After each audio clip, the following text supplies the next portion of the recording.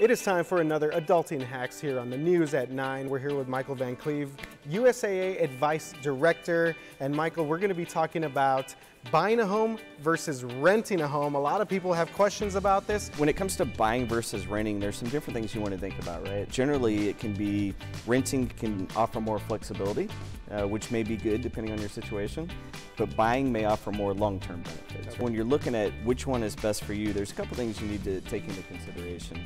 One, are you financially prepared to buy a home? There's going to be closing costs. You may need to have a down payment for the home, which is going to be a lot more typically than a deposit to rent an apartment. Have you looked at your budget, and when you do that, can you afford not only the principal and interest payment on the home, but also taxes and insurance and maintenance? Also, do you have things like an emergency fund and cash set aside? Because when you own a home, there's more likely going to be some unexpected things that come up. But obviously there's some advantages to owning the home as well. I mean, it's yours, you own it. Right. You're probably going to have some more privacy that way. If you want to make upgrades or updates, you can do that.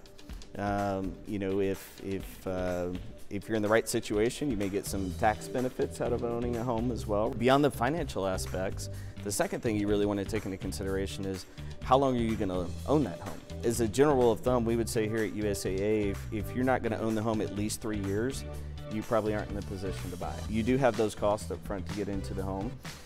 When you want to sell the home, you're going to have costs again there. It takes some time for the home to appreciate. If you try to move out of the home too soon, it could cost you some money. When it comes to renting versus buying, what are sort of your final thoughts or words on the process? A good rule of thumb for yourself financially, you really don't want to have debt payments that are more than 36% of your income. Home buying can be a very emotional thing.